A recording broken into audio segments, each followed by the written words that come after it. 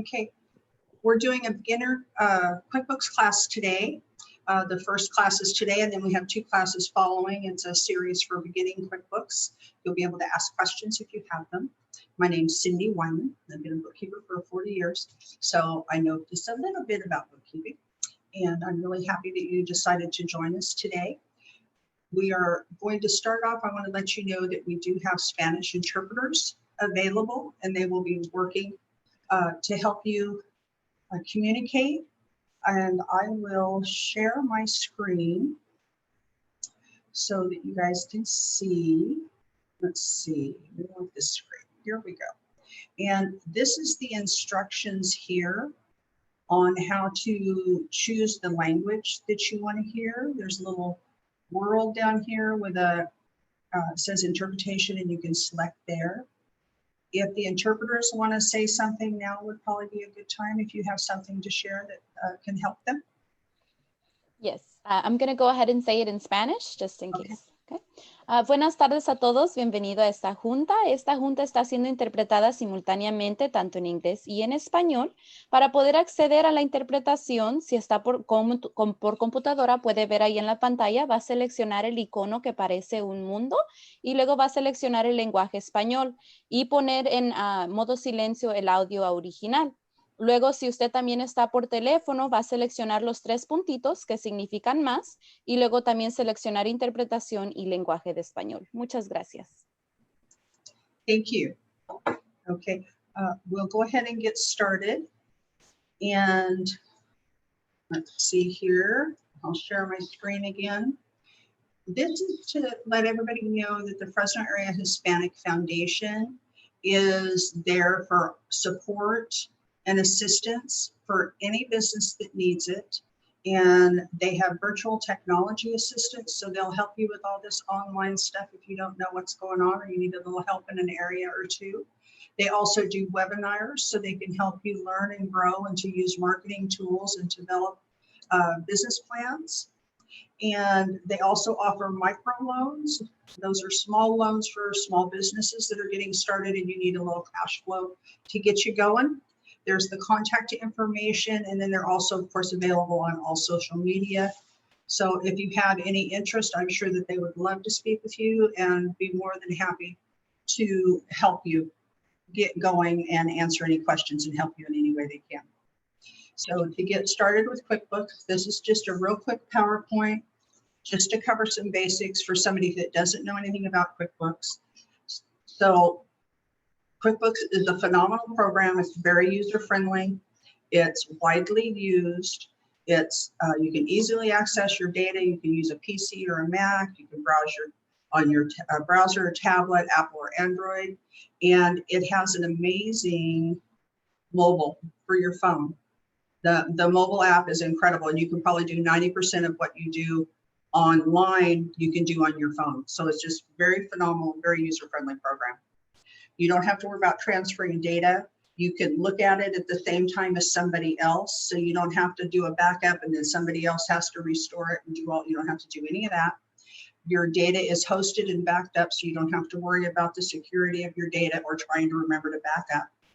It can automatically create invoices and send them to clients. So if you have things that are repetitious billing, you can set that up once and you don't have to do it again.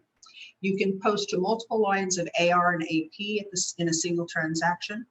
If you're not familiar with that, we'll talk about that more in, I think, the 3rd class, but it's very, very helpful, and it does make it a really user-friendly program. It will track inventory for first in, first out. It'll track logins if you want to track who's in the software at what time, how long did they work, that kind of thing. You can email your reports easily. You can schedule your profit and loss to go out once a month to the powers that be so they can see what's happening. You have class and location tracking if that's something that's needed. Your bank transactions are automatically downloaded. This is big. It saves you time and energy. It's a big thing. You have unlimited, okay, now this is depending on the level of subscription you have, but you do have reports and time tracking, and you can add payroll to any subscription level. We have 3 different levels of service. There's the simple, the plus, and the advanced. and they are progressive. So you can, if you get level 2, you get what came with level 1. If you get level 3, you get what comes with 1 and 2. So it is progressive. The majority of small businesses, simple is more than enough. The advanced is for somebody who's been around a while and has got a pretty good sized company already up and running. So generally level 1 will work fine. And as I said, payroll can be added at any level. The features of level 1 are track income and expense, 1 full access user, not 2, but 1, minimize or maximum tax, maximizes your tax deduction, captures and organizes receipts. This is big because capture means take a picture on your phone. And there it is. There's your receipt. You don't have to worry about the paper copy or filing it or where is it or what did I do with it. Makes it so nice. That's a really wonderful feature. Invoices and accepts payments. It tracks your miles. If that's something you need, you can run reports, send estimates, track your sales tax and your sales, and manage your 1099 contractors. And that's something that a lot of small businesses don't realize that they need to do. On level 2, you would add to that up to 5 users, manage and pay your bills, including scheduling future payments. You can track your time, you can track your project profitability, and you can track your inventory. On level 3, you can have up to 25 users. As I said, that's for somebody who's up and running and they're a big company now. Or 25 users, in my opinion, is a big company. And business analytics, batch control, customizing. It does things that when you're starting out, you're just not going to need right away. But it is a good thing if you need it. They do have a level called self-employed, and it's a good product. But what I don't like about it is if you start at the self-employed, you can't automatically take that information after you've used it for 6 months and import it into the next level. So you got to really think about before you start with the self-employed level. It does have that limitation. So that's just a little FYI there. The pricing is very reasonable. You don't have to buy a big purchase up front to buy the software. You just pay monthly. And so it's easier to manage. You don't have to once every year or 2 years have this big expense. And for the first 3 months, they give you 50% off. So it starts at 15, goes to 75. And like I said, most people the simple has more than enough for most people, maybe the plus if you need a little more. So those are some of the costs. And just some things of note. They have many add-on applications. So if you have a specific thing that you need to keep track of or a way you like to do things and you want to use this program to do it, they have many, many add-ons that you can do. They have their templates in the reports and they are customizable. What are lists? Everything is called a list. So whether it's a customer, a vendor, a product and service, they're all called lists. So you're going to see that a lot. And if all else fails, delete it and start over. It's a very forgiving program, very, very user-friendly and very forgiving. And if you ever need, give me a call or an email. I'm happy to answer questions somewhere along the way if you get stuck on something. So that's just some basics about QuickBooks. So we will jump right in. This is big. Craig's Design and Landscaping Service. This is a free test drive, full-blown program. Anyone can access it. You can open it up. You can do everything you can. You can add a customer, create a service, add a logo, create an invoice. You can do anything that you can do in your own personal QuickBooks. When you close it, everything you've done is gone. So you haven't done anything, and it's there 24/7 for anyone to use. So if you don't remember how to do something, you can go here, play with it, figure it out, see how it works, and then go do it in your personal QuickBooks when you have a little more information. So this is a really fabulous resource when you get stuck, and this is exactly what we're going to use to learn the basics of QuickBooks. So we're going to exit out of that, and I'm going to go to just a blank page, and I'm going to type QuickBooks. You see I use it because it came up first thing there, QuickBooks Test Drive. And you go right down here to where it says test drive QuickBooks Online and watch. Oh, looky there, I went to the wrong one, didn't I? So let's try it again. Ha! There's more than one way to access it. So let's try it again. QuickBooks test drive, and let's pick a different one. Which one did I pick? I think I picked the bottom one. Let's try this one. Okay, so this is the right one, but it's that easy to get to, and you have to tell it you're not a robot. Wait till that finishes making the check mark or kick you out, and then continue. And now right here, you have a full-blown QuickBooks product. This will do everything, and it's already set up. It's got, as you can see, it's got information in there so you can see how it works together, how things link together. And our class today, it is the basics. We want to talk about products and services. These are the things that you do to make money. This is your income, your products and your services that you're going to sell. Well, before we create our products and services, there's a step before that that you need to look at, and that's your chart of accounts. Okay, if you don't know what a chart of accounts is, go over here to accounting, chart of accounts, and you want to see your chart of accounts. This is where all the numbers you put in are going to funnel to one place. So then your reports can pull information, and you can do all your profit and loss and your balance sheet, and you can do all the reports that you need to run your business. So you want to, this will start with a base set of accounts. It's a little confusing. In bookkeeping world, I've been taught these are accounts. QuickBooks calls it categories, but it crosses over. They call categories depending on where you're at. Categories are different things. So for this, I'm pointing and you can't see that. So it says up here you're using 44 of 250 accounts. Now, when you do read in other places, it's going to say categories. So just know that that's the way that works. So it starts with a base, and then you need to customize it for what you need. So you may have 2 checking accounts. So you're going to have to set up another checking account. Maybe you have some credit cards that you need to put in. So this is the type of account, and then this is the detail. So you may have assets you need to add. This person has a truck. They have depreciation and original cost for the truck that they have. They have a MasterCard and a Visa. So you'll want to make sure and add those so it's specific to you and your needs. Very simple to do. If you want to add this, let's see, can I minimize that? Oh, perfect. Here we go. So over here on the side, right here, new. That means a new account for your chart of accounts. Very simple to do.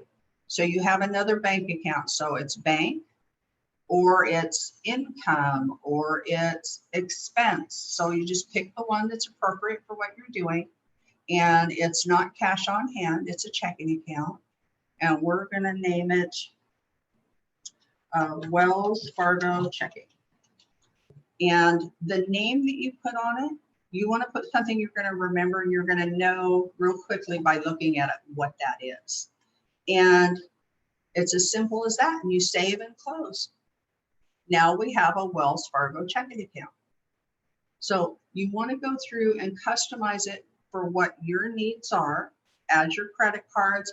If you have any notes payables or loans payable, you know, if you got a business loan and you're paying it off every month, then you'll want to add yours in there. If you have assets, you have a couple of computers, you want to add those in. So you want to customize it for what you need. So that's a little bit about the chart of accounts. And I'm going to back up here just a minute. I wanted to just go over real quickly just some real basics for moving around. You're generally going to start, it's going to open on your dashboard. You can customize this to show what you want. Down the side here, you can go directly to sales, to a customer. Up here, this is a button you're going to use a lot, new. And this is everything that you need. Well, probably 90% of what you need is in here. And you can make a check, you can make an invoice. You can do a purchase order. You can do a sales receipt. You can do a bank deposit. So that's going to be a button that you use a lot. Another button that you're going to use a lot is this gear button right here. And this is what you're going to use for the things that are a little more involved that you're maybe not going to use every day like these things, but they're things you're going to need. You're going to want to add a user. It's going to be in here. You want to go directly to your chart of accounts. Here's the all powerful list that I mentioned. Here's where you do your products and services. This is where you would create your recurring transactions. If you have a recurring customer that you want to bill once a month, and it's going to be the same. You can set up your recurring billing.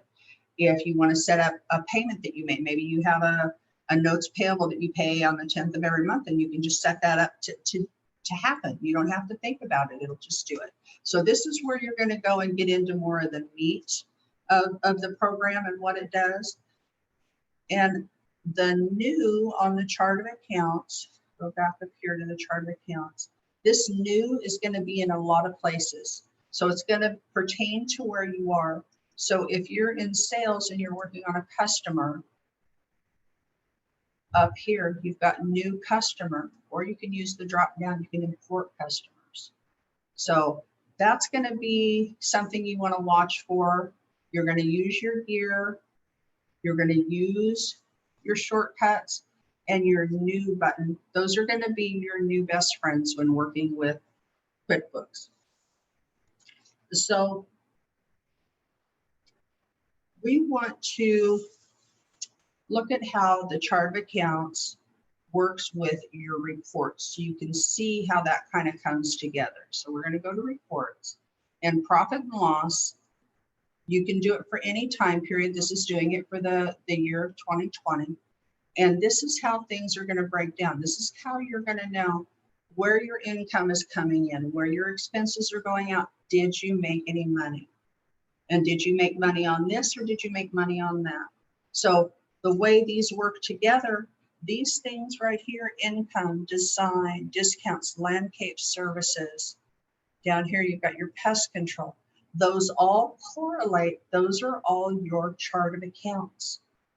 That's where those things come into play. And you can, on any report, you can click on the line items and see where that number came from. So see, this one is a sales receipt, but it shows exactly, it'll tell you the customer, it was design income.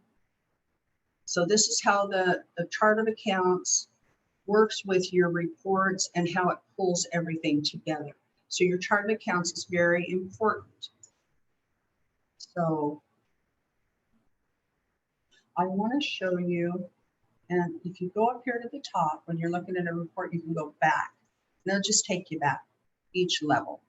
So we just want to go back to here, and I want to show you something down here so you see how easy it is to move around and how forgiving the program actually is.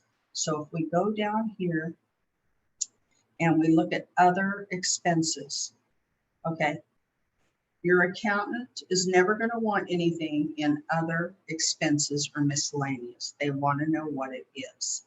So I thought this is a good way to show you how easy this is to do. Since you don't want anything in this, we can double click on it.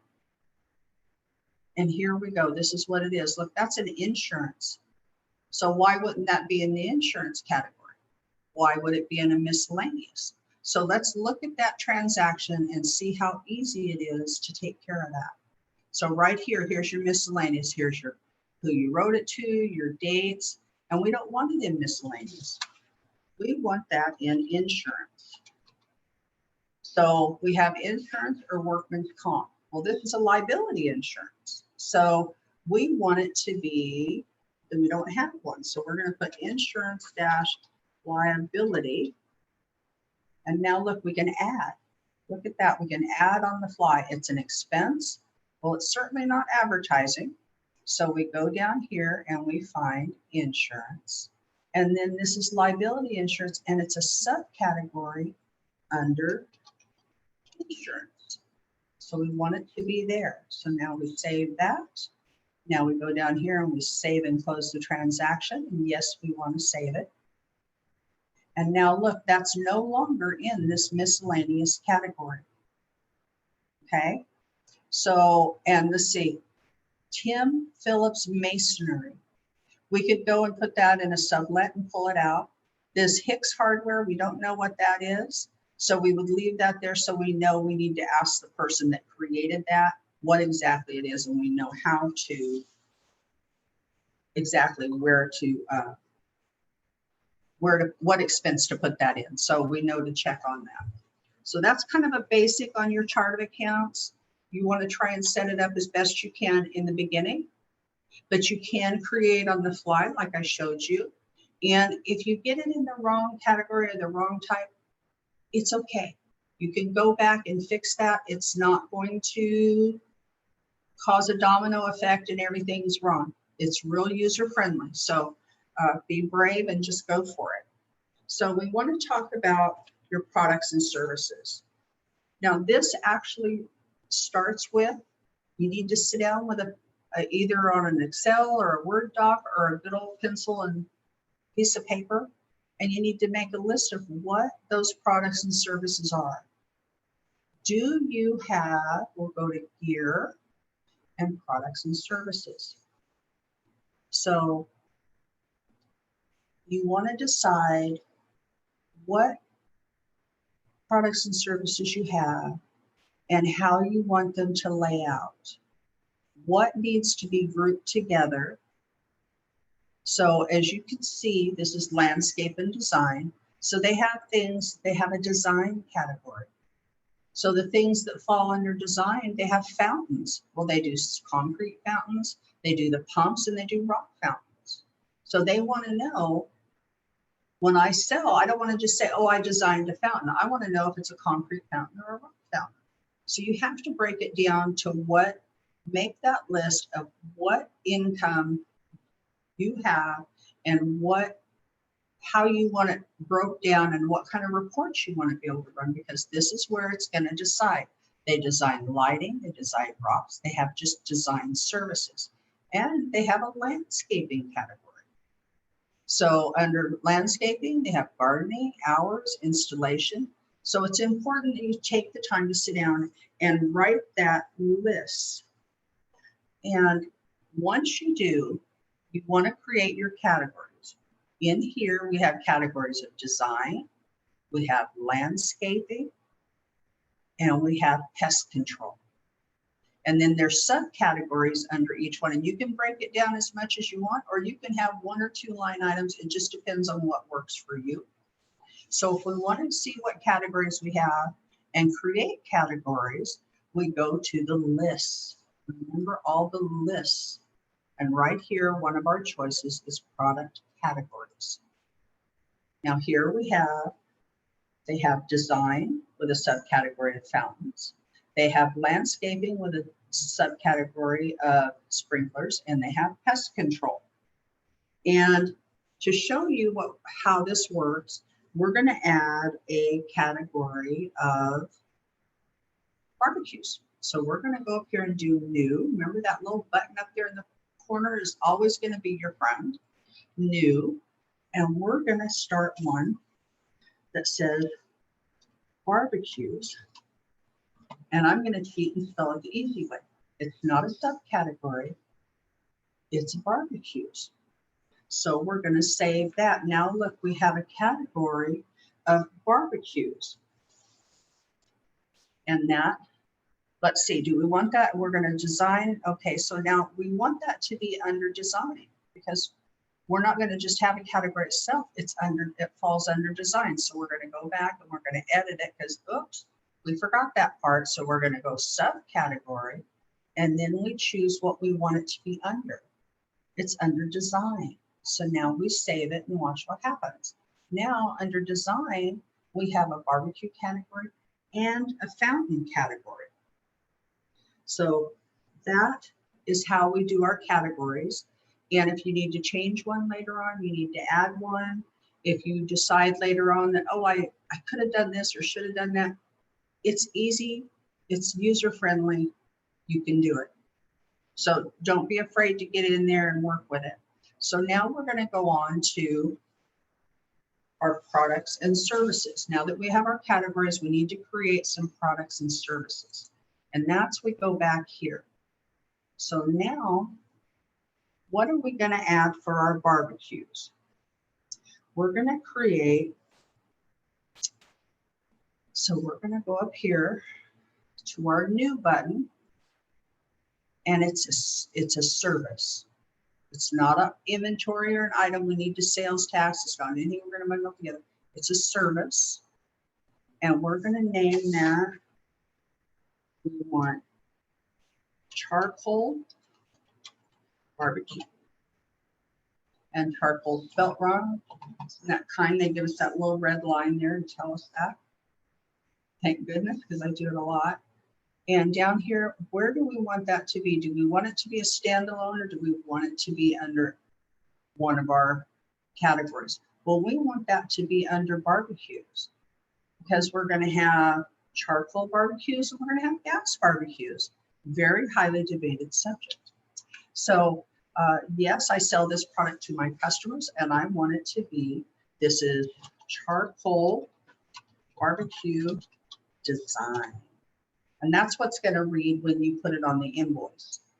So we're not going to put a sales price, because it's going to depend whether they want a small grill or a big grill, or they want a side burner. So we can't put in a set price.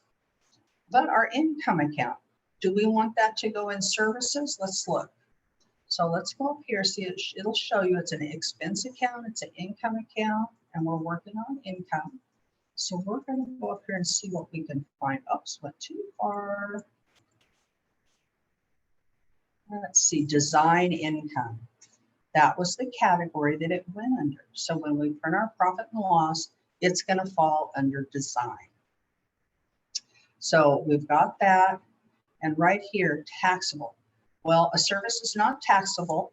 So we're going to go down here. We're going to tell it non-taxable. And we don't need to put who we purchase it from, because this isn't something we're going to purchase. So we're going to save and close. Now look here. Under design, we have barbecues, and there's the charcoal. So now we're going to go ahead and do the same thing again. We're going to go back up and grab our new button. It is a service, and this is a gas barbecue. And again, we want that to be under design barbecues. And our description is going to be gas barbecue design. No price. We're going to go back. And if you don't want to do it this way, where you're doing this, you can always just type it in, and it will bring up, if you type it correctly, it'll bring it up for you. So you don't have to do it the other way. There's another way to do it. So that's kind of standard throughout the program. Again, this is not a taxable item, so we'll mark it non-taxable. And then we don't need to put it save. Now look, we've been able to customize our products and services by adding 2 new services, because we're going to just start adding barbecues and kitchens to our landscaping design. So that's something we needed to add. So we're also going to add one item that has sales tax, so you can see that there's a little bit of difference there. So for taxes, we're going to have something with taxes. So now we're going to go over here. There's a little prep work.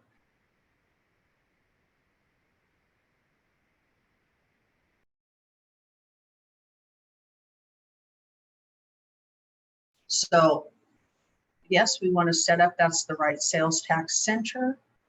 And the official agency for California, we're going to type California. Well, we might type California.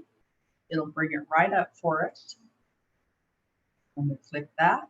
And that's the only one we need. We don't need any more. We only have for the one state. Oh,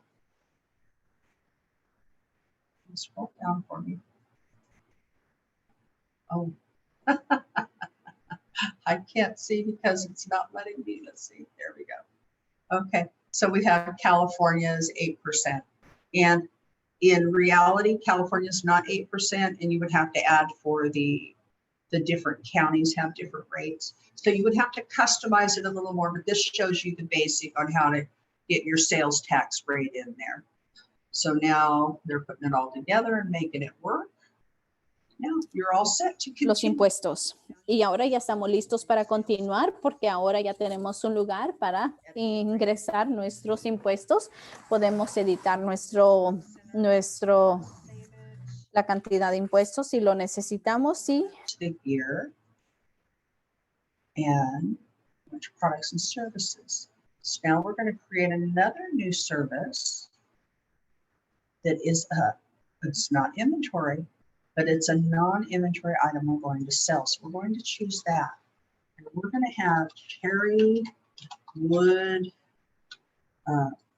charcoal chips. There we go. So you make your barbecue all the better. And our category for that is not going to be design, is not going to be landscaping, and is not going to be pest control. This is a standalone. So in this instance, we don't use a category. So now we're going to put this down, and when it shows up on the invoice, it's going to say cherry wood charcoal chips.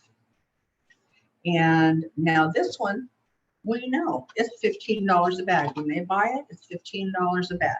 And it's not a service, so we don't want that. So let's see what other income there will be. There's job materials. Look at that. So that would be a job material, something you sell. So that takes care of that. It is taxable, but we want to make sure taxable standard rate, so that works. And we're not going to put right now where we buy that because it just kind of depends on who's got the best price. But if you bought it from the same vendor all the time, then you could put that in there and that would be there for you.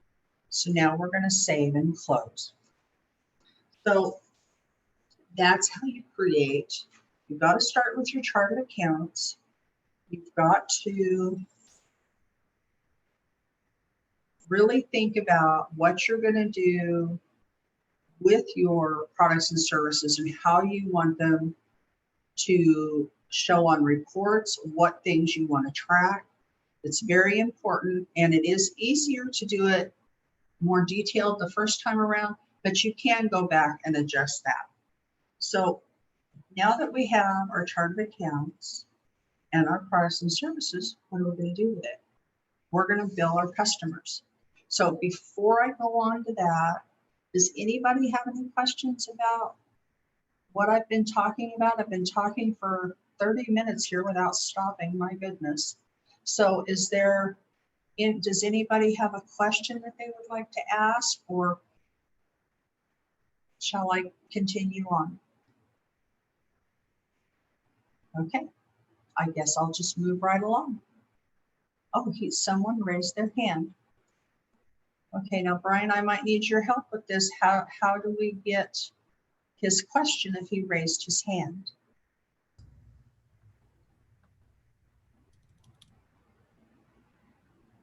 Hi, can you hear me? Yes, I can hear you. Oh, okay. Just wanted to know the difference between why you're choosing QuickBooks Online versus QuickBooks Desktop. Oh, good question. Okay. QuickBooks Online has really changed over the last few years, and they're just adding more and more to it. The big difference is the desktop version is just standalone. It will support more inventory, and that's the big difference that I know that I've used is the desktop will handle much more inventory. It is a one-time purchase, once a year, once every couple of years. And if you have to back it up, so you have to remember to put your thumb drive in or whatever system you have to manually back it up. And if you want your accountant to have a copy, you have to back up, then you send it to them and then they restore the backup. Then if they make any changes, they back it up and then they send it to you and you restore it. So there's the back and forth with the data. So that's one thing. The desktop version can get rather pricey. I haven't checked lately, but it is pretty pricey. The online version, like I said earlier, for small businesses, it's just so user-friendly. It's a small monthly fee that a lot of times is more manageable for a new company than to have a big outlay all at once. And the fact that everything's backed up, you don't have to worry about it.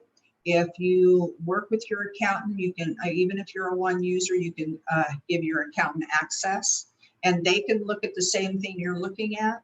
And you're on two different screens, but you're looking at the same thing. And if they do something, you see it. If you do something, they see it.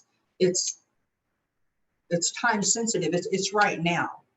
So if they're showing you, they can show you, walk you how to do something. They can help you with a report because you're seeing the exact same screen, even though you're goodness knows how far apart. So that is a feature that a lot of people appreciate. And the fact that you don't have to back up, you don't have to send files back and forth, the data's all backed up for you. So I think those are the two big differences, or the big differences that I see. Did that answer your question, maybe? Yes, thank you very much. You're quite welcome. Do we have any more questions? There's one in the chat. Okay, let's see. Is there a variety of QuickBooks, for example, many different ones? What do you mean? Oh, by back, okay. There are, I believe, the 3 levels of QuickBooks. So you can have, I believe it's simple plus advanced. I believe there's even an elite for the online. And you can buy different levels also for the desktop. That I would have to check. I don't know if there's different levels for the desktop. I know you buy different users, I think is the difference when you buy desktop. But so depending on what you need, you may only need the simple versus the plus. So if you don't have inventory, you don't need the advanced because it's something you're not going to use, so why pay for it? And what do I mean by backup?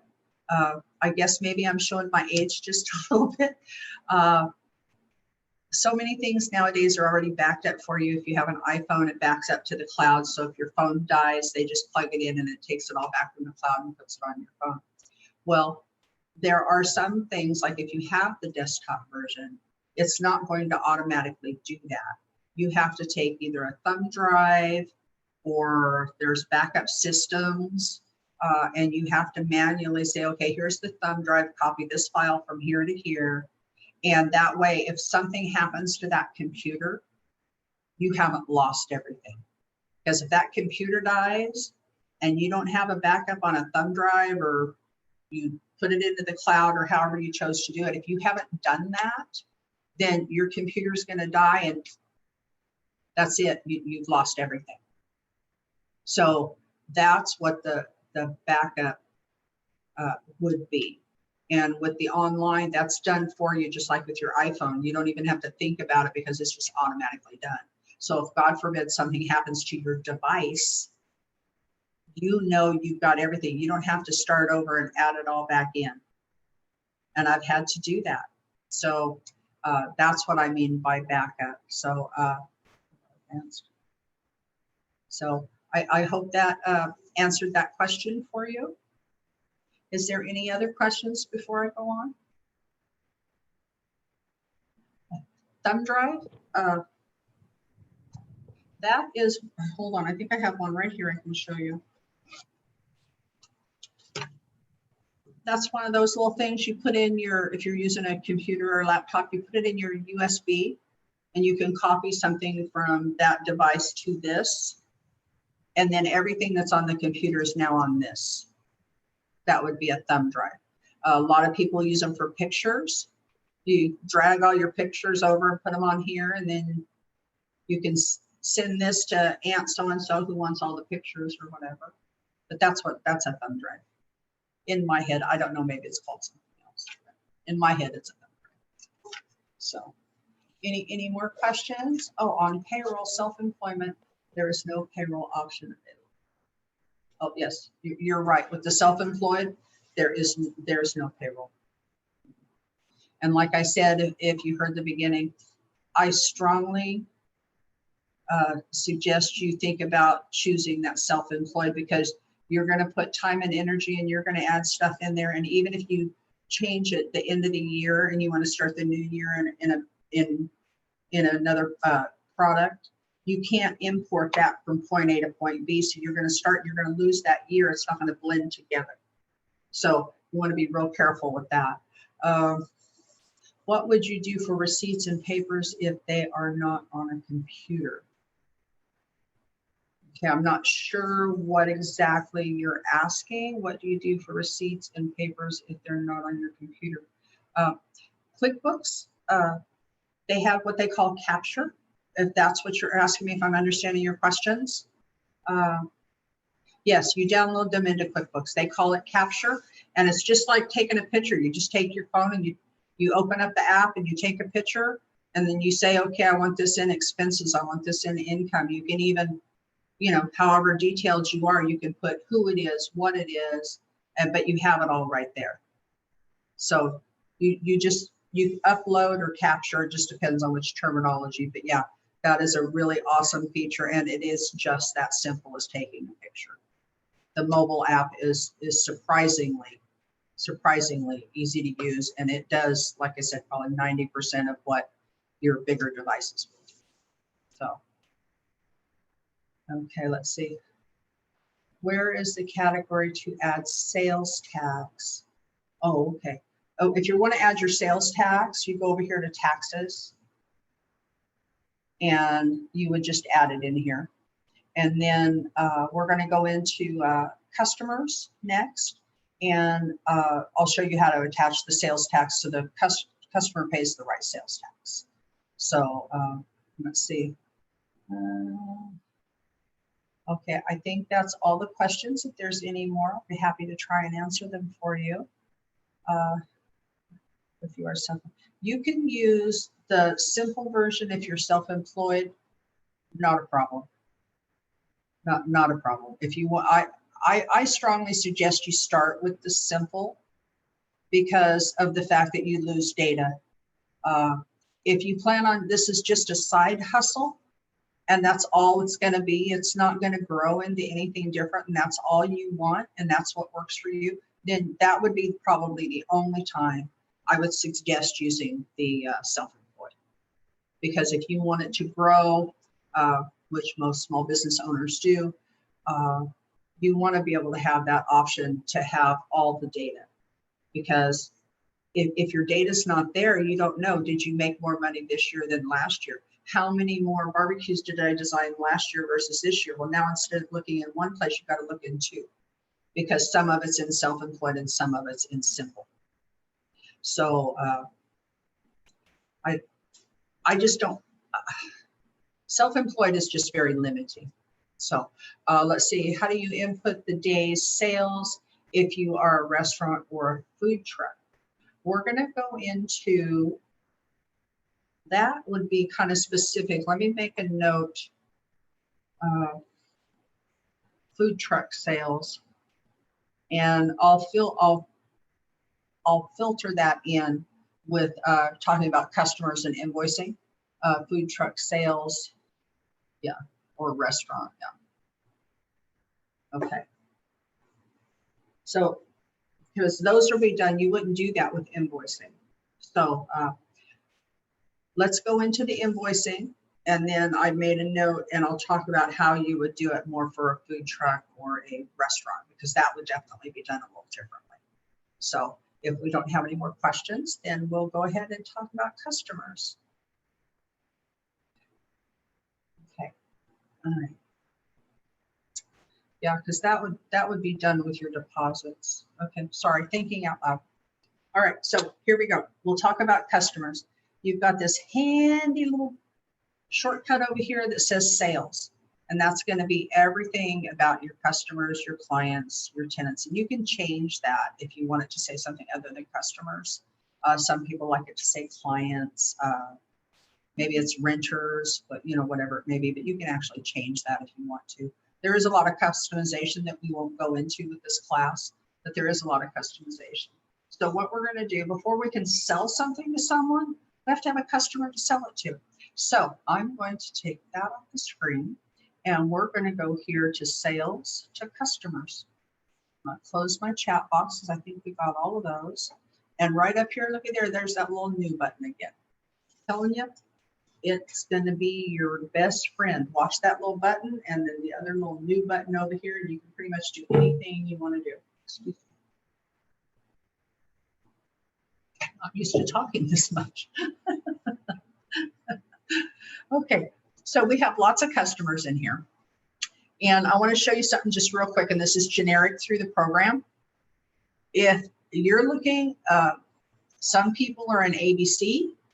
Sometimes you want to find somebody with a Z and you don't want to go down. See that little arrow? If you click that again, it's going to flip your list. Okay. And this is generic through a lot of programs, not just QuickBooks. But so there's that. And if you're looking for somebody with a phone, by sometimes you can see you can do it by balance. See that they all have zero balance. Oh, here it's showing, so you know you can service that way. And sometimes the other columns here, you can also do that. If they have the little arrow, you can change that. So we want to stick over here to customers by name because that's what works in my head. But you can do it whatever works for you. If you want to find a customer, I don't know the names in this list. So let's see, there's a mark. So you can just type the list and it'll bring it up. And then you can just click on that and it'll take you right to that customer. You can click up here, you're looking at invoices. You can look at your sales, all your sales. Another thing, these two buttons right here are also going to be your friend because you can filter. If you only want to see invoices or estimates, well, then you can do that. You can do it by date. Oh, and you can also do it by customer. So this is going to narrow down. So let's put that mark in here. Now we're going to apply that. Seeing it only shows he has one invoice. But so it's just different ways. And this is generic, whether you're in banking, you're in sales for your customers, or you're in the vendors, you're going to have these options here. So, and your batch actions, let's clear, we're going to clear that. So now if we just want to check this, now you have batch options because you've clicked more than one. You have different batch options. You can print packing slips. You can send reminders that, hey, you still owe me money. So these two buttons right here, along with the new and whatever is in this position, those are going to be things you're going to be using a lot. So we're adding a new customer because you can do the customers and the vendors in two different ways. So if you already have a list of customers and it's in, say, an Excel spreadsheet, you can take that and you can import that. And it's not real hard. If you mess it up, you just select them and delete them and do it again. So, but it is, you can import your transactions. You can import the customers. So just depending on what you have, if you're just starting out, you're not going to have anything to import. If you've got yours in an Excel or a database, you can export it to a CVS file or to an Excel file, and you can upload that so you don't have to manually enter it. So depending on where you're at in your business, whether you're new or whether you've been around for a while and you're converting, or maybe you didn't have a system before. So now you're starting one. So if you have that, then of course you would want to use that and do the import. For this, we're going to do, we want a new customer. So we're going to go back over here to customers to see how that button changed. Did you see that? So invoices, see, this is going to change depending on what you're doing. You can import invoices if you have them. It's going to change depending on what you're doing. So now we're in customers. Well, one of my options is new customers or import customers. So we're not going to go into the import. That's a little more advanced. I'd be happy to help you if you want to contact me later. Happy to walk you through it. But we're going to start with a new customer. And this is just pretty self-explanatory. So you can put in as much or as little information as you want. And the tab takes you field to field, or if you're a mouse clicker, that works too. So this is me, and that should start with capitals, and we'll fix that. Now the display name, so here's my name, and here's my company name. Well, when you look at that list of customers, you can see back here, do you want it to be by my name? Do you want it to be by my company name? You can choose. So it gives you the options. You can even do it by last name, then first name. So depending on what you do, that's going to change. So it's just whichever you want. I'll put this one under the business name. And now we're going to go down here, 123 Main Street. We're in Fresno, California, 704, USA. If you happen to be an international, you might send something international, who knows? And my email is my name at Gmail. We'll put that in. And that's important because when you do an invoice, you can just click send and it'll just send it to them because your email is already there. And again, this is just as much or as little information as you want. You can enter their website. Are they a sub-customer of someone else? So there's lots of ways to customize it. And then you have all these little tabs right here, okay? And I want you, this notes is the one I want you to take note of, because whatever you type right here, we're gonna put book, like in bookkeeper. This is the bookkeeper, okay? So we're gonna save that, and I want you to watch what that does. See, all about numbers. Now, whatever I type right there shows. So the minute I look at that customer, I have that, whatever important information it is, it's right there. I don't have to go hunt it down. I don't have to think about it. You can put things like notes, call on first of month for payment. They want you to call on the first of every month. They don't want a statement. They don't want anything in the email. They don't want anything in the snail mail. They want a phone call. Well, now, when you look at that, you're going to see that every time you look at it. Something else that I use that for, I have what are called gold star customers. And if somebody sees that they're a gold star customer, they kind of perk up and they think, oh, I'm a gold star customer. Actually, what it means is they don't pay their bill.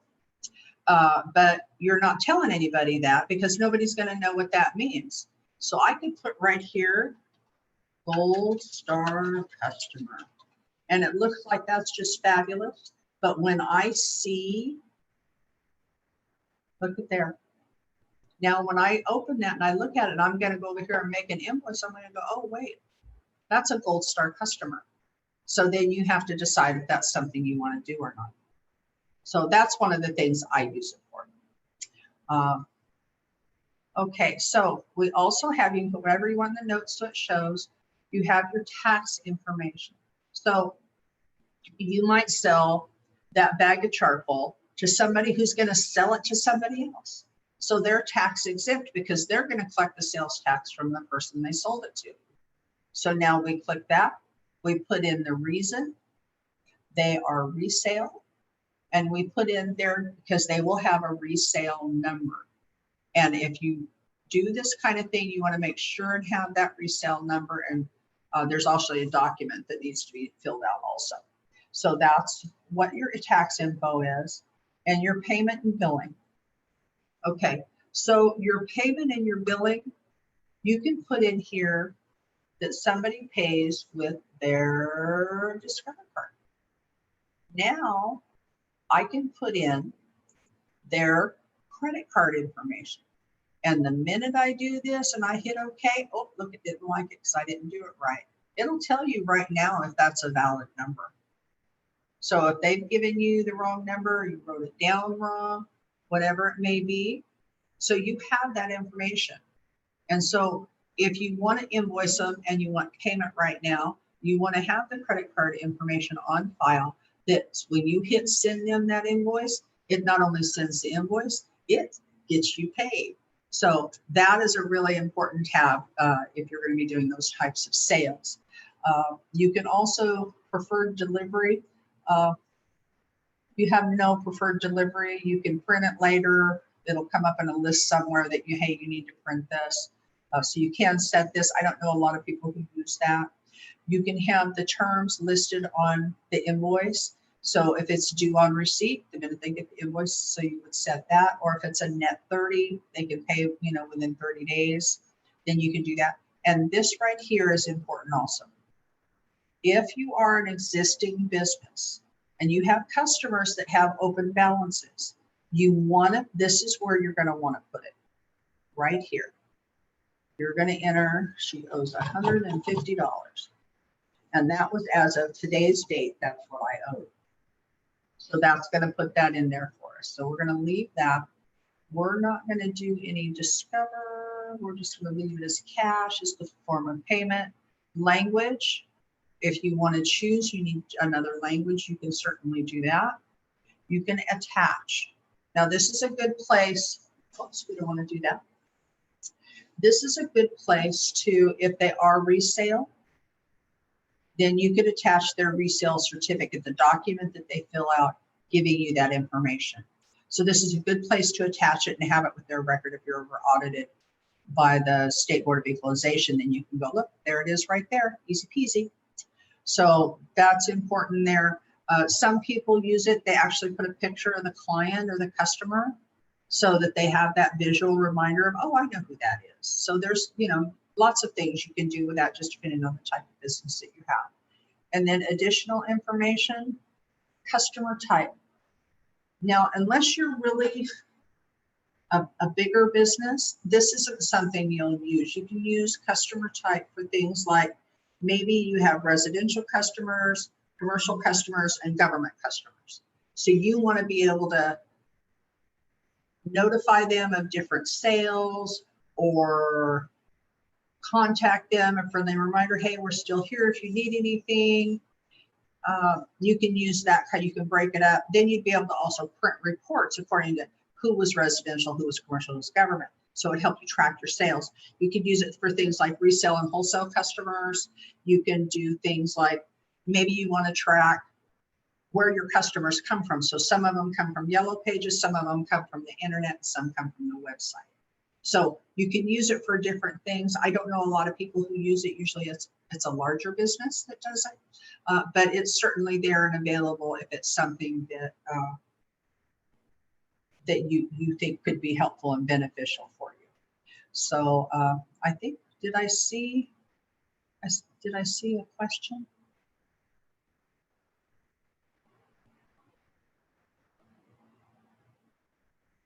Oh, okay.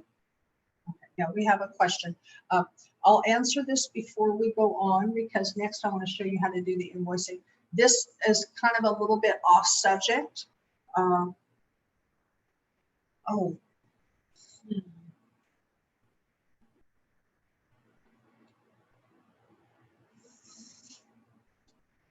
Okay, I think only I can see these questions. I'm not real sure, but I think I'm going to put these on 2 questions in chat. I'm going to put these on because these are a little bit off topic of what we're talking about right now. So I want to go into the invoicing because it kind of follows along, and then I'll make sure and come back to these 2 questions. So one was from Sue and then one was an anonymous question, but I do believe they'll stay there. I'm not going to lose them. So do we have any questions about as far as creating a customer? Do we have any questions there, or should I go ahead and move on to invoicing and all those fun things? What do you guys think? Tell me what you think. Are there any questions about customers?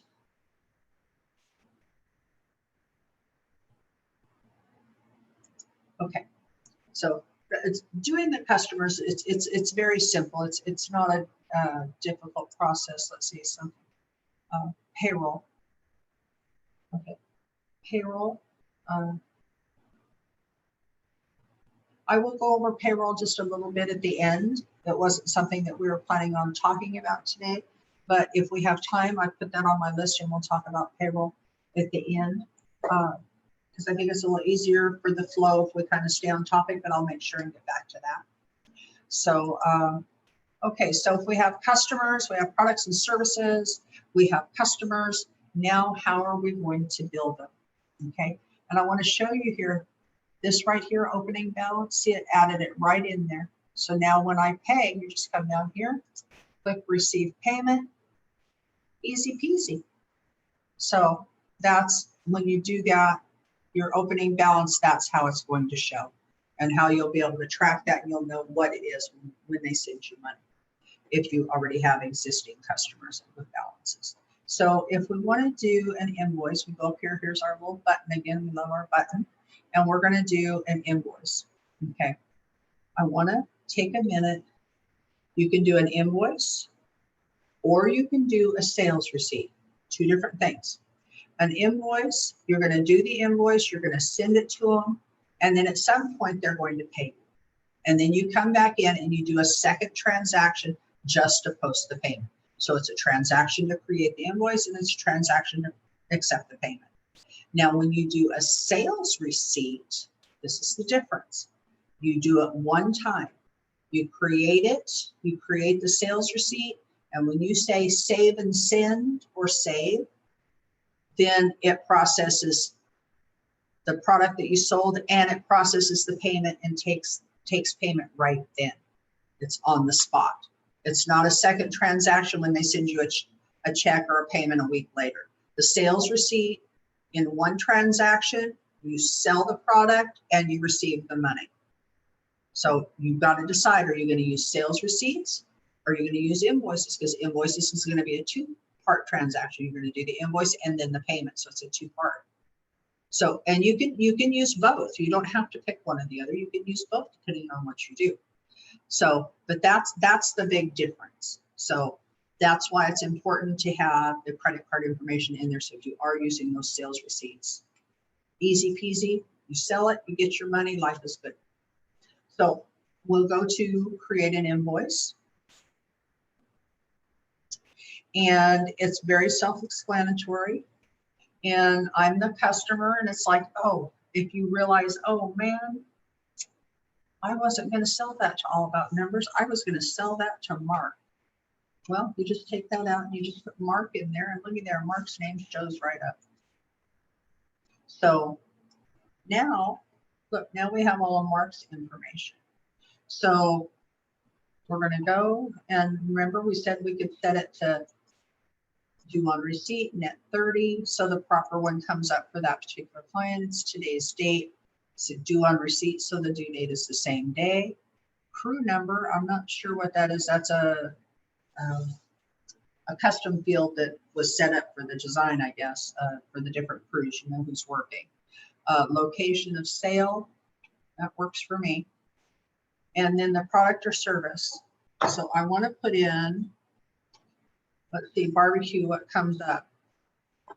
I prefer a gas barbecue. I don't like messing with charcoal, so we're going to go with that. And that's the product or service. This is what's going to show on the invoice. They're going to design a gas barbecue for me, and that's going to cost me $500. It didn't add sales tax because it's not a taxable item.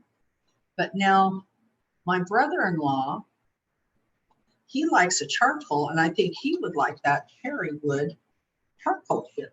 So I'm going to get a bag of that for him. Now look, it did one quantity of one, and you can make that 5 if you want. Just whichever works, it'll change it all. But we're just going to get him one of those because I know he would like it. $15, and looky there, it's added my sales tax. See that? So if we scroll down a little bit, oh, our sales tax rate. It doesn't have a rate, really. Okay, so I don't know why that's not adding add rate single. Okay, so we'll do this.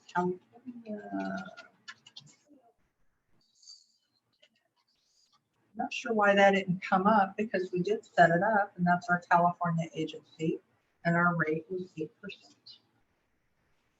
Save. Here we go. Now see it added my sales tax and my balance due. Now I have options. Okay, I can save it and send it. It's going to send it to the email address. I can save it and do a new one and then send it out later.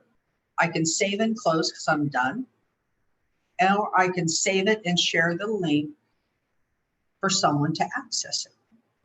So you have those options. You can make it a recurring invoice. This is something that's going to happen again and again. You can do that. You can print or preview it, and you can customize. You can edit the current style, or you can create a new style, and that would change how your invoice looks. I don't think that's something we need to do today, but so we're going to save and close. So there we go. Now that was our customer named Mark. So we can go here, or we can click here. I'm going to go back to Mark. And look, now he has two invoices, the one we did today and the one that was already there. So, and if we went, oh, you know what? He wanted 2 bags. I did that wrong. We can just open it up, change this to a 2, and looky there, it just changes it. It adjusted everything. Now we're going to save it and close. Now look, we had to add our sales tax. So let's look at Mark and see what it says down here. Where are we going to add our sales tax? Reason for exemption, billing and payment. There's additional invoice attachments. I thought we could add on here what their sales tax rate was, but maybe we can't. That's not something I do all the time. So they're not tax exempt. So we'll take that being marked tax exempt. That's probably why that sales tax didn't come up. So there that is right there. So we'll save that. So next time his sales tax will show up for us. And that's how you create an invoice. If you want to send it, you can go over here, you can void it, you can delete it, you can print it, you can share the link, you can send a reminder, hey, you haven't paid me, you can send the invoice. If they're standing in front of you, you can print it. So there's a lot you can do just from right here. And if, okay, so now a week later comes along and we got a check in the mail. Mark paid us, isn't that fabulous? So we can go up here and we can do, there's a payment. We can go over here and we can do receive payment. Or if we're on this screen, we can just go to this line and say receive payment. Now, I'm going to close that. And if you remember here, he has 2 invoices. And that's a total of $846.68. And we were fortunate enough, we got a check for both of them. So life is good. So we're going to receive our payment. So we're Mark, and this is the date. And we're going to put in here that he sent us a check. You can also add methods. So if they paid credit card, it can say credit card. If they paid cash, just simple. It just says add new, easy peasy. You can add a cash. There we go. Oh, it doesn't want cash. Another payment there is already using this one. Oh, it's already in there. Okay. Oh, so we'll try it again. So we'll receive payment. And why is it not? Oh, here we go. There, cash. So you already have those options for you. So there's cash. And then this is the important part right here. Okay, I want you to remember this part right here. Where is that money going? Is it going directly into a checking account? Is it going into your pocket? Is it going to the babysitter? Is it going to the person that designed it? Where is this money going? So undeposited funds, you want to use if you have, say you have 2 or 3 checks. Well, you put it in undeposited funds and then you go make a deposit. You add all those together and it's one deposit. If this is going to go straight to the bank as a standalone deposit, then you can just go in over here and you're going to pick your checking accounts going into our Wells Fargo checking. Remember we started that? So we're going to put it in our Wells Fargo checking account. And this invoice is $532. But you know what? We're going to pay both of them. We lucked out and we got a check for both of them. So we're going to make that the whole amount. And look, it automatically selects what is being paid because the numbers match. So it's going to mark these paid. It's going to put it in your checking account and life is good. Now, what if he can't pay it all right now? Maybe that's $800. So maybe he's going to give us $400 right now. So you just change the amount. We're going to pay, this is the oldest one, so we're going to pay it off, and then we're going to put the rest right here. See that amount right there? That's the amount you put up here. So now there's 400 applied, there's no credit, and there will be a balance due on this one. He sent us money for half. So just depending on what you received, is how you do it. So we will do, I want to put this, we're going to just leave it in checking. That's a good place for it. And we're going to assume that we did luck out if he gave us the whole thing. So we're going to do that. And we're going to make it the entire amount. And we're going to, we don't have another payment to post. We're going to do save and close. So now, look what it shows. He owes $0. He doesn't have anything open. Here's the payment. And it shows the 2 invoices payment. So here's his history. So it's as simple as that. Simple as that. So now there's your new transaction as far as a sales receipt goes is really very similar. It's really not real different, but we want to make sure.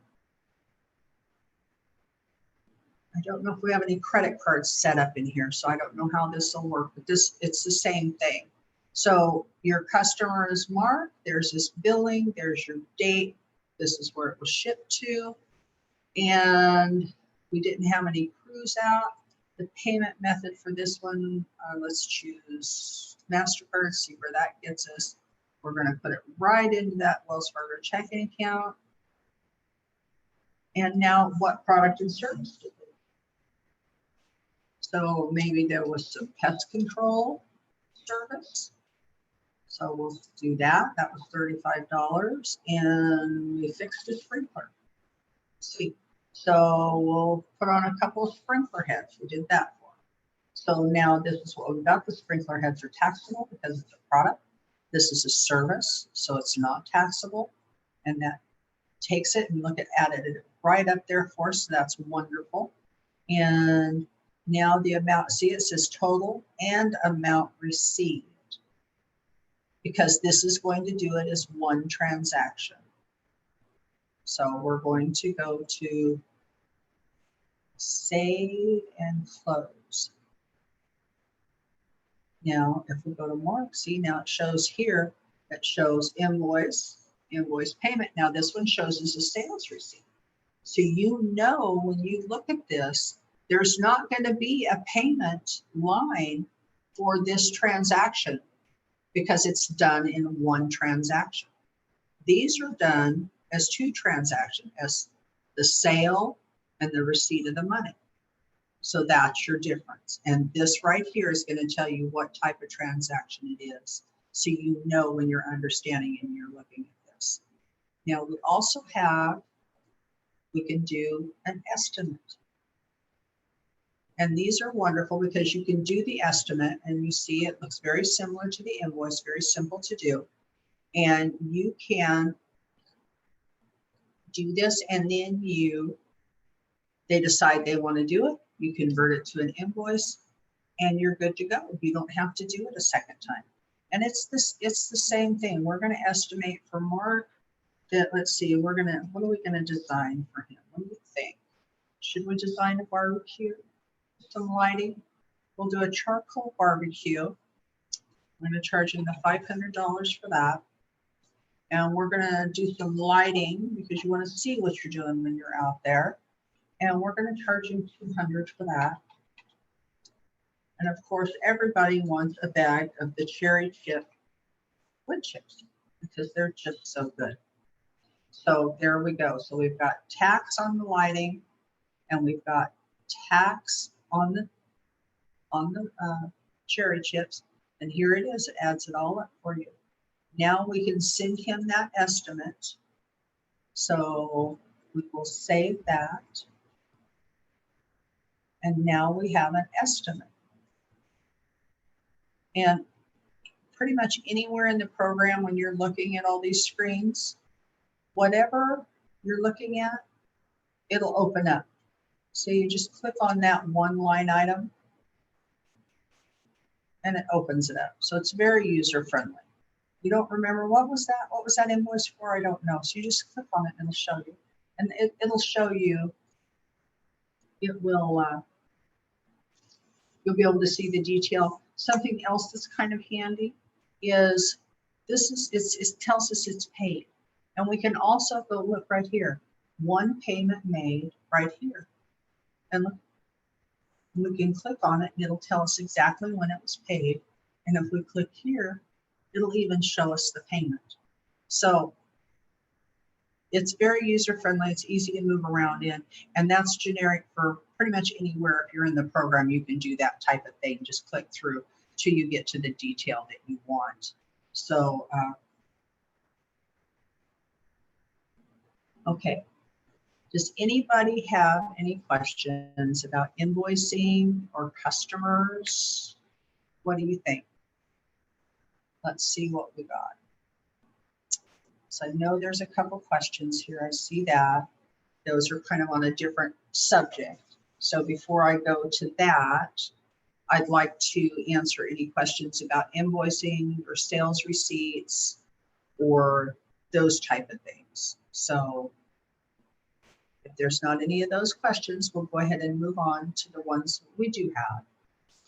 So what do you guys think? Any questions about customers or invoicing, payments, any of that? Okay. All right, we will move on. I had a question about earlier about food trucks and restaurants.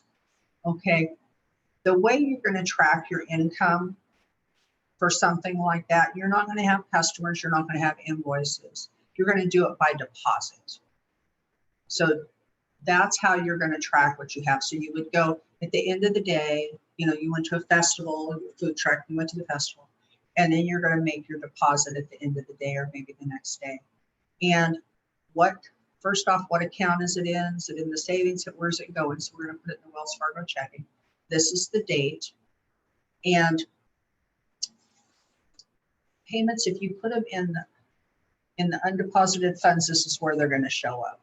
So that's what that is. So we're not using that today. We're going down here to add funds to our deposit.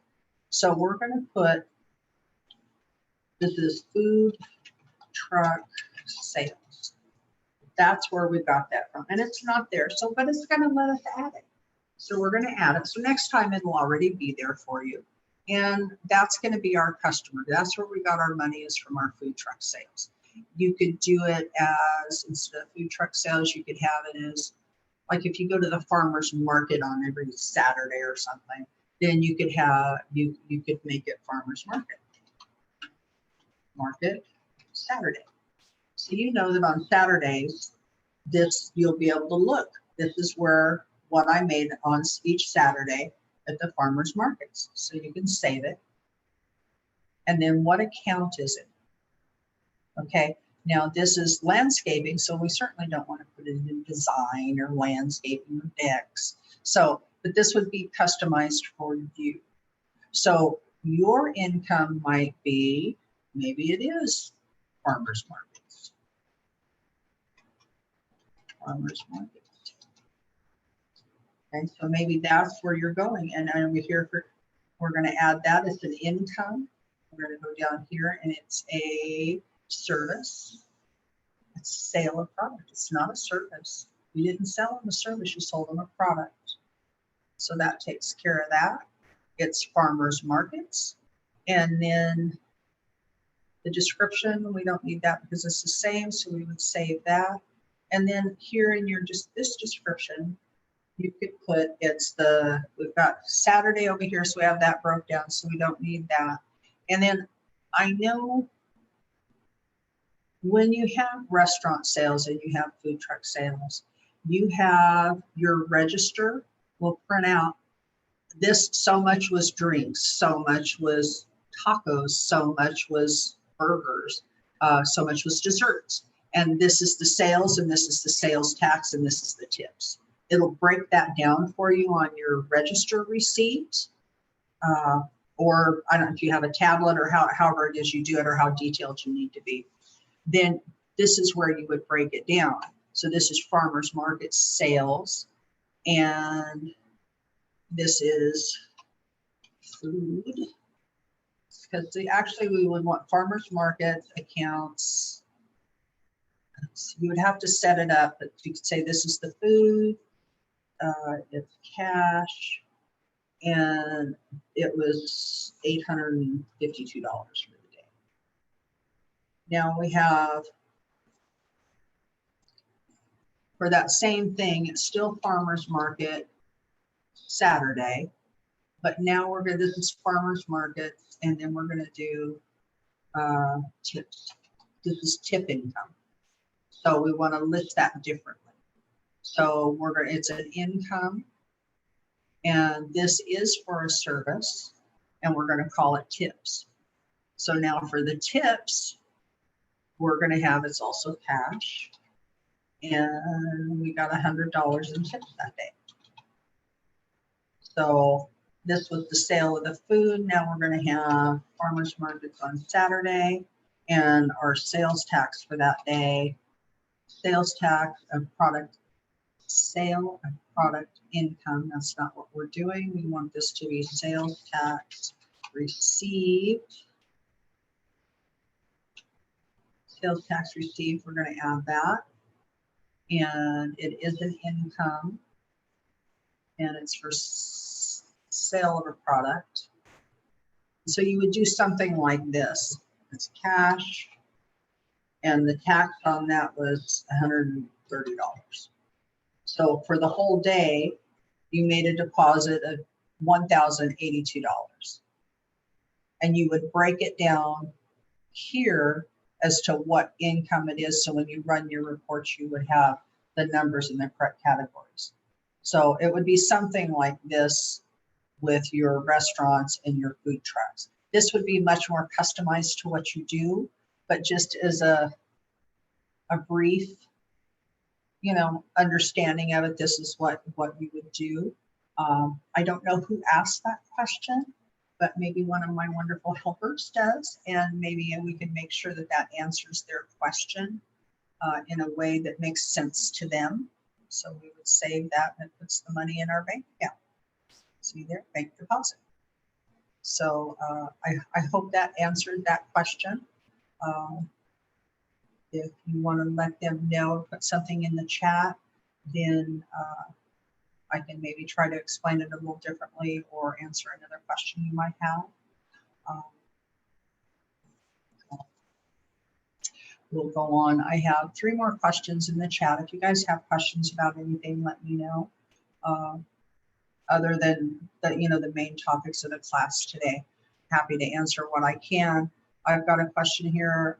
Many new business owners I know have trouble switching from cash accounting model without QuickBooks to accrual accounting in QuickBooks.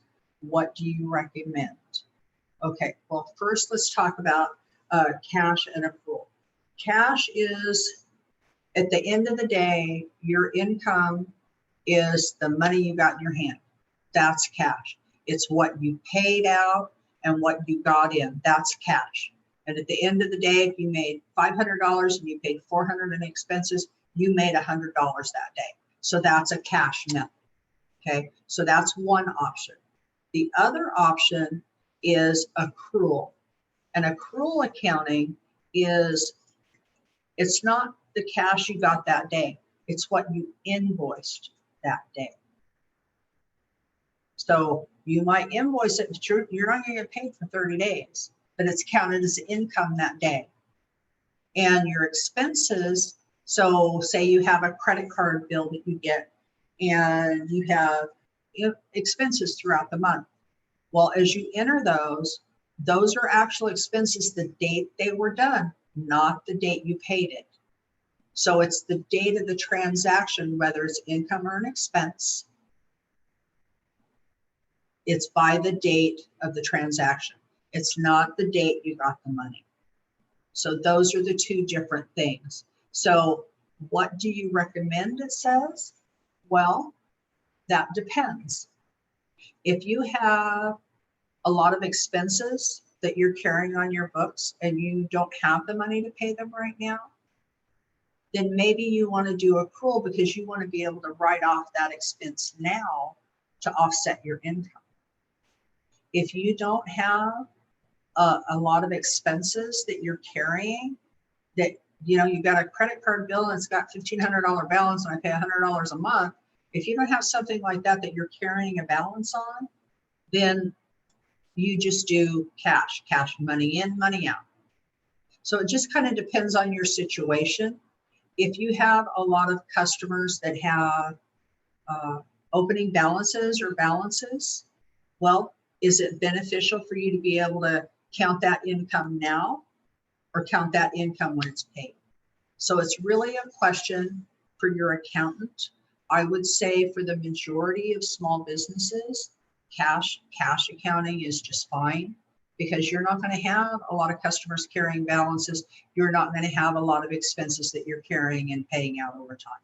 So I would think that you would be able to use the cash method and that would work really well for you. So I hope that answers that question for you. If it doesn't, let me know and I'll see if I can't go a little further into that. That says here, let's see, we have a question. If you use this for small public water systems, you can differentiate between residential and commercial customers. Yes, that is where you would utilize the customer type in when you're creating your customers. So if that's something that you want to do, put this away for a moment. And we're gonna create a customer, new customer. And let's see, where's our customer type? Is it not in here?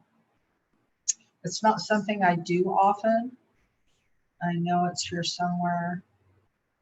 Terms, language, attachments, info, right here in the info. Customer type. So you would want to do residential. We haven't created them, so you would have to create that. Residential, and it's not spelled correctly, so we'll just cheat and do like that. And let's see if it'll add it for us. Oh, it's not going to let us add it here. Okay. So let's see, where do we add our customer types? And this isn't something I do often, so it's not something that I know off the top of my head, and I apologize for that. But we'll take it as an opportunity to look at how the help works, because the help is a fantastic tool. It's very user-friendly, so we're just going to type in customer types. And it didn't give us anything. Can you imagine that? Holy guacamole. Why would it not give us anything on customer types? I'm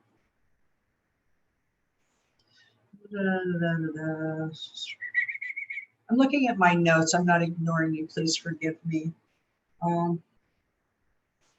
Is it in our list? I don't think it's in our list. Is it in our list? Let's look at our list. Let's see, customer types. So I apologize. I will have to research that and get back to you on that. If you want to give me your, I'll write down your name and I'll make sure and get back to you on that.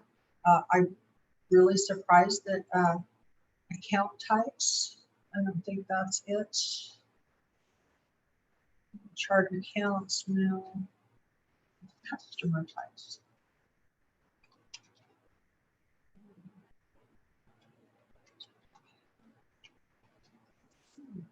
Well, I'm bragging about the help and it's not giving us what we want. So let's see. Detail type, different accounts.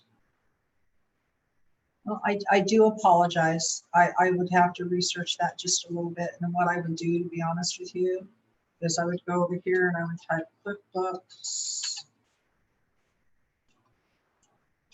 customer. Well, if I can type customer type. I see it fixes it for us, official type. And I would look here and find how to do that. So I apologize. I don't know how to do that off the top of my head. Let's see. I think we have another question here. And that was Sue Ria's. So I'll make sure I'm going to write this down, Sue.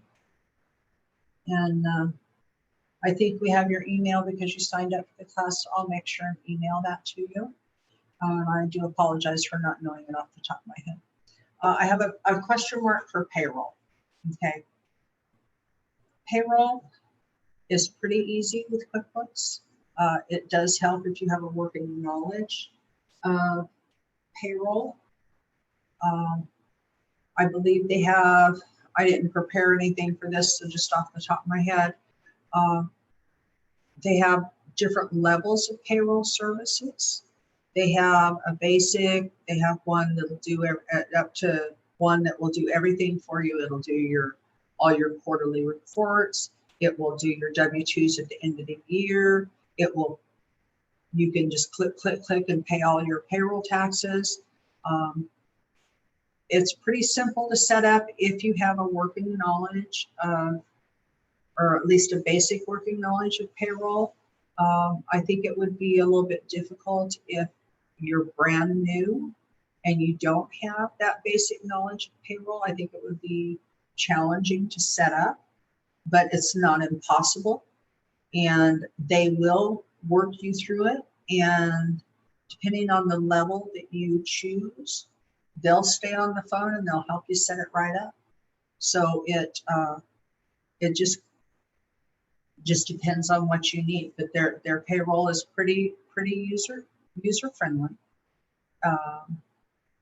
Set up payroll, you can create your paychecks, you get your taxes done, easy. You can add an employee in it. You have to turn on payroll. So let's see what that does for us. Subscribe now, say 50%. Payroll is an additional fee, and each level is a different cost. So that is something that you want to consider when you're doing it. Shows your active employees, invite workforce. That's one of the add-on products that they have. If you want to add an employee, it's real similar to the, as far as adding a customer. You just add your name, your email, and you just follow along. You'll need to know what the employees' withholdings are. Enter their W-4 form. So those are different things that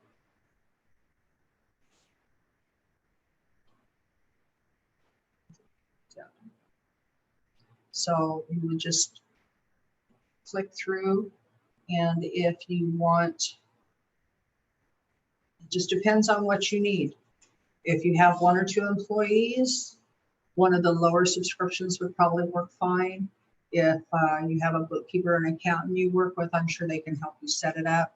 Once it's set up, it's very easy to use, and it will do everything for you, and it's very reasonably priced if you compare it to the other payroll services that are out there.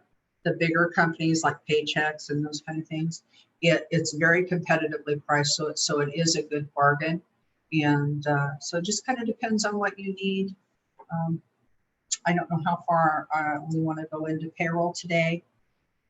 Let's see, it says, can I send my sales from Square to this, or should I? You can, I believe you can send your, oh, before I start that, Odalis, if I'm pronouncing the name correctly, I hope I am.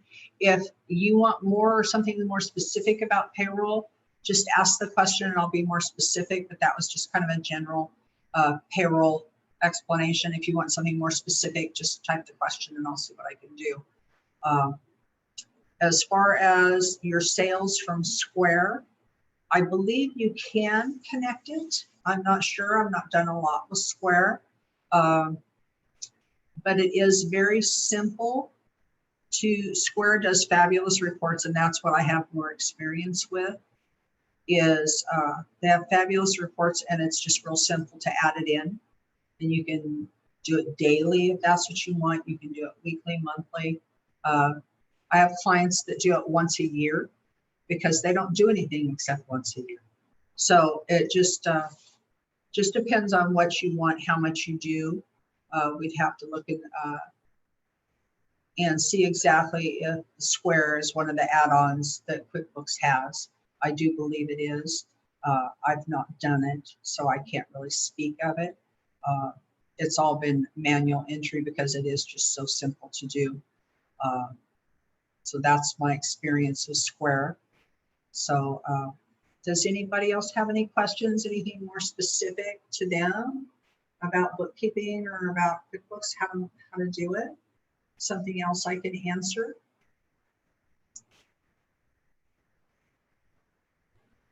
I really appreciate you guys being here today and allowing me to help you with some of this. I hope it's been helpful. And if you guys do have any questions or anything, I'm always available. I will get with Brian at Fresno State, and I have some booklets that you can print out or PDFs. So that kind of go over the things that we've talked about today. They've got some step-by-step instructions in them. I have one just on basic navigating, getting started with QuickBooks. And then later we'll talk about banking. We talked about sales today. And then I do have these available if you're interested in them. If you want to let me know or maybe let Brian know, we'll see about getting you a copy of those. I can email them to you. And I do have some more detailed booklets that if you really want to delve in and maybe you have an employee or two that you want to share this with, I do have some more detailed booklets that I can provide you if that would be something that's helpful. So if we don't have any more questions, Brian, I think that's the end of my presentation today. If we don't have any more questions, let's see. See, I just got a 5 there. Do we have another question? Let's look. Will the next class go over putting in my vendor receipts? Yes, it will. Our next class is vendors and expenses and banking. We'll get into a little bit of banking. And then the class after that will be banking and our reports, running your profit and loss and your balance sheet and those things that you'll need at the end of the year and different reports that you can run for so you can monitor where exactly your spending is, where exactly your income is coming in. So the last class will be more with the reports and that kind of thing, and probably will carry over some banking because people tend to have a lot of questions about the banking aspect of QuickBooks. So I get that a lot. So, but yes, we will talk about vendors in our next class. So I hope to see you there. So if there's no more questions, then I guess we're going to end just a few minutes early today.